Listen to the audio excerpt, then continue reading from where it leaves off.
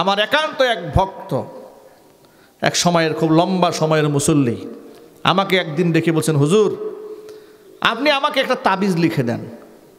কি সমস্যা ভাই? আমি তো তাবিজ কবজ লিখি না, এই ব্যবসা আমি করি না, তো হঠাৎ করে আপনার তাবিজের প্রয়োজন হলো কেন? বল হুজুর আর পারছি না, আমার একটি মাত্র ছেলে রাতের বেলায় বাসায় ফিরতে চায় না। রাত 12টা বাজে, 1টা বাজে, 2টা বাজে, কখনো 3টা বাজে বাড়ি ফিরে, কখনো বাসায় আসে না, বন্ধু মহলে পড়ে থাকে। এমন একটা তাবিজ দেন যাতে করে ছেলে আমাদের কথায় উঠে, আমাদের কথায় বসে, আর যেন সঠিক সময় বাসায় চলে আসে।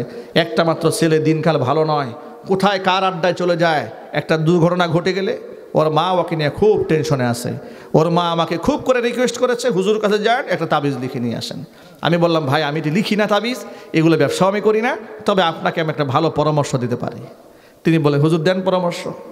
পরামর্শ হচ্ছে, আপনার যে ছেলেটা বাড়ি ফিরতে চায় না, বন্ধু মহলে পড়ে থাকে, তাকে বিবাহ করাই দেন। এ কথা শোনার পরে তিনি আমাকে কি জবাবটা দিলেন শুনে। তিনি বলেন, হুজুর এটা কোনো কথা বললেন? আমার ছেলের বয়স মাত্র 21 বছর। মাত্র কত বছর? মাত্র 21 বছর, ইউনিভার্সিটির মাত্র ভর্তি হয়েছে উত্তরাতে।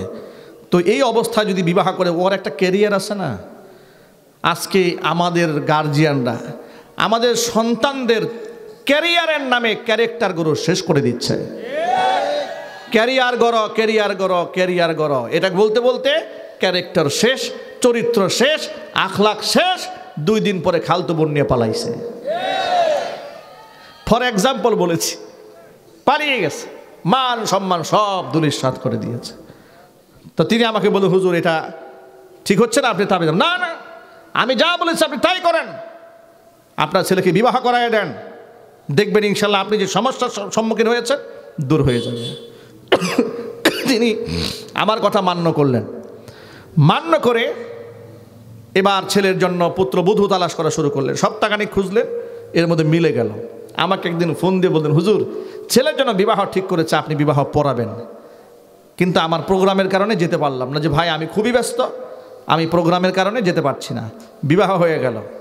নিজের পক্ষ থেকে কদিন পর আমি ফোন দিয়েছি খোঁজ খবর নেওয়ার জন্য, ভাই কি অবস্থা, ছেলের খবর কি, এখনো কি আগের মতো আছে?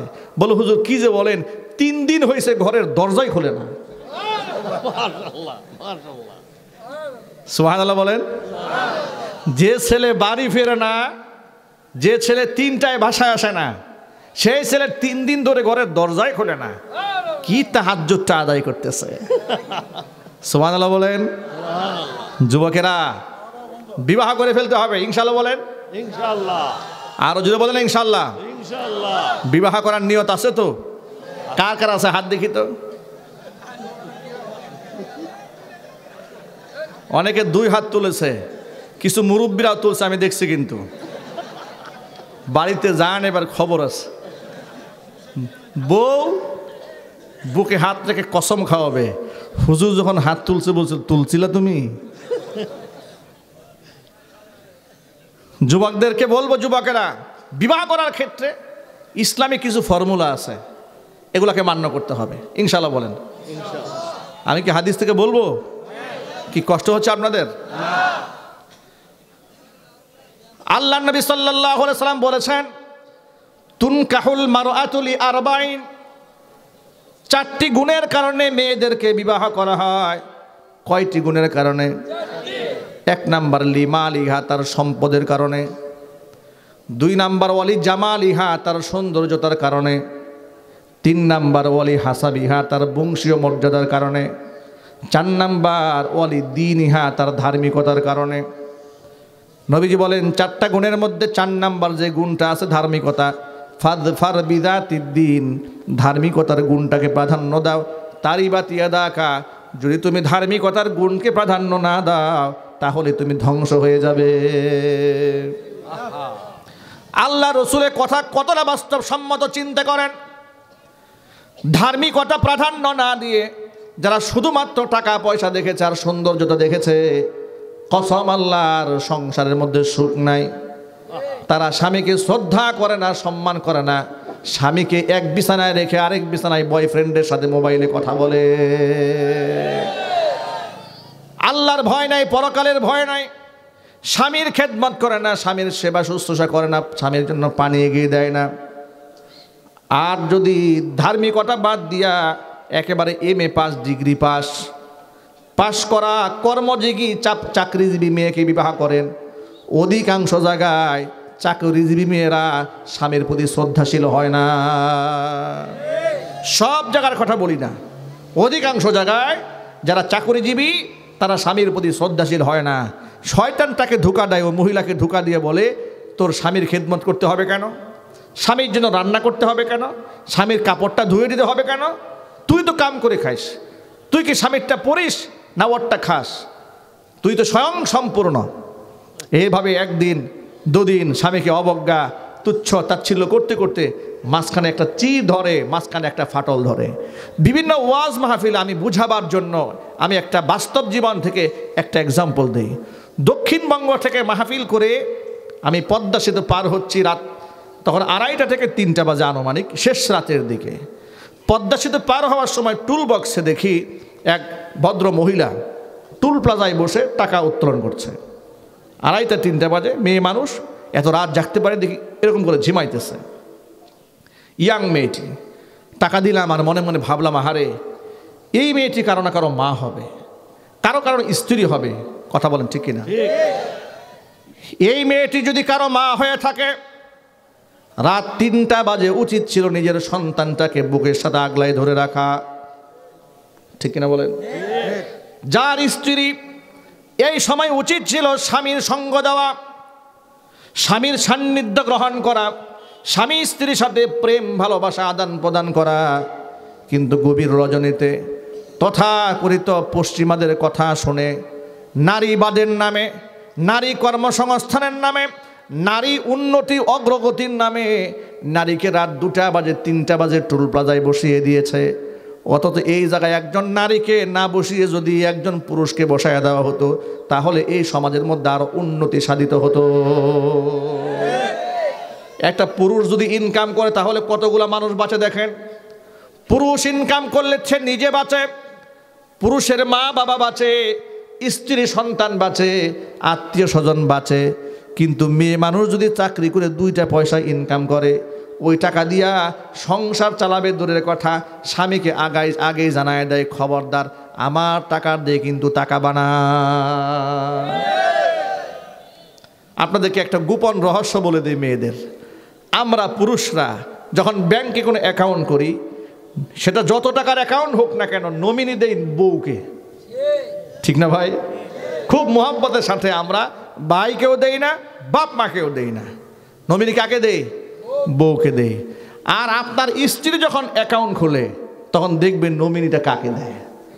স্বামীর নাম দেবে না জীবনেও, প্রয়োজনে তার বাবার নাম দেবে। কথা বলে না কেন? এটা কি অবাস্তব কথা মনে হয়েছে? এটা বাস্তব কথা বলেছি। এর মানে হচ্ছে দেখেন, একটা নারী যদি স্বাবলম্বী হয় তাহলে তার দ্বারা সে এককভাবে কিছু ফায়দা হতে পারে, কিন্তু একদম পুরুষ যদি স্বাবলম্বী হয় সেক্ষেত্রে গোটা সমাজ স্বাবলম্বী হয়ে যায়। আজকে বাংলাদেশে লক্ষ লক্ষ বেকার যুবক আছে, শিক্ষিত বেকার, বেকার হয়ে ঘুরে বেড়াচ্ছে। আর ওনরা আপনার পদ্মা সেতুর টুল প্লাজা থেকে টাকা উঠাবার জন্য রাত 3টা বাজে মহিলা বসে রাখছে। মেট্রো রেল চালাবার জন্য মহিলা ড্রাইভার দিয়েছে। আরে বাবা, খায় কোনো কাম নাই, ড্রাইভিং মহিলাকে করতে হবে কেন? কথা বলেন ঠিক না বলেন? তারা এগুলার মধ্যে নারীর স্বাধীনতা খুঁজে, এগুলার মধ্যে নারীর সম্মান খুঁজে বেড়ায়।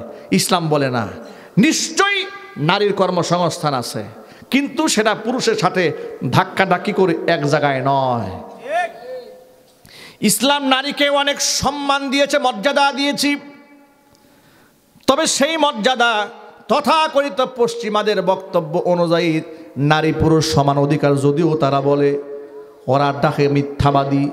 ওরা মূলত নারী পুরুষের সমান অধিকারের নামে ইসলামের যে সভ্যতা আছে, কালচারটা আছে, পারিবারিক বন্ধন আছে, সেই বন্ধনটাকে তারা ভেঙে দিতে চায়। ইসলামে নারী পুরুষ কোথাও সমান অধিকার নাই, বরং কোনো কোনো ক্ষেত্রে নারীকে অগ্রাধিকার দেওয়া হয়েছে, কোনো কোনো ক্ষেত্রে পুরুষকে অগ্রাধিকার দেওয়া হয়েছে। ন্যায্যতার ভিত্তিতে, ইনসাফের ভিত্তিতে স্বামী এবং স্ত্রীর অধিকার নিশ্চিত করা হয়েছে। যদি বলেন সুবহানাল্লাহ। সমান অধিকার যদি বলেন, তাহলে স্বামী স্ত্রী হয়ে গেলে 6 মাস পুরুষ ইনকাম করে বউরে খাওয়াবে, আর 6 মাস নারী ইনকাম করে স্বামীরে খাওয়াবে। কথা বুঝতে পারেন নাই? যদি আপনি সমান অধিকারের কথা বলেন, তাহলে পুরুষ যেমন মহারণা দেবে, বউকেও মহারণা দিতে হবে। ঠিক না বলেন? আপনাদের সমান বানাতে চান। আসলে এই সমান অধিকার, এই শব্দটাই হচ্ছে একটা ডাহা মিথ্যা কথা, একটা প্রতারণামূলক কথা। বক্তব্য হবে ন্যায্য অধিকার, ইসলাম যা দিয়েছে সেই অধিকার দেওয়া হোক। নারী পুরুষ কেমনে সমান হবে? যেখানে পুরুষের কোনোদিন সমান হয় না। বাবা আর ছেলে কোনোদিন সমান হয়, শিক্ষক আর ছাত্র কোনোদিন সমান হয়, ইমাম সাহেব আর মুয়াজ্জিন, ইমাম সাহেব আর পেছনের মুসল্লি কি সমান হয়? যদি পুরুষের সমান না হতে পারে, নারী আর পুরুষকে আপনি কোন দিক থেকে সমান বানাতে চান? যদি সমান বানাতে হয়, যে সমস্ত বুদ্ধিজীবীরা বলে আমরা নারীদেরকে সমান অধিকার দিতে চাই, ওই বুদ্ধিজীবীদেরকে বলবো, তোমার বউ এই বছর পেটে বাচ্চা গর্ভে ধারণ করবে, আগামী বছর তুমি ধারণ করবা। কথা বলেন? যদি না পারো তাহলে জুতা পিটা করা হবে। এই ভণ্ডামি বাদ দিতে হবে। এই ভণ্ডামি করে করে গোটা সমাজটাকে নষ্ট বানায় দেওয়া হচ্ছে। আমার নিকটতম, একেবারেই খুব ঘনিষ্ঠ, আমার আপন ভাগ্নি জামাই, তিনি শাহজালাল বিজ্ঞান প্রযুক্তি বিশ্ববিদ্যালয়ের একজন সম্মানিত শিক্ষক এবং হলের প্রক্টর। তো দায়িত্বে থাকা অবস্থায় তিনি একদিন আমাকে এসে বলছেন, মামা, বিশ্ববিদ্যালয়ে শিক্ষকতা করি, রাত 10টা বাজে ছেলেমেয়েরা হাতাহাতি ধরে ঘুরে বেড়ায়। ওই শিক্ষক হিসেবে একদিন একটা মেয়েকে বললাম যে, আচ্ছা তুমি যে রাত এই 10টার পরে হল থেকে বের হয়ে গেলা,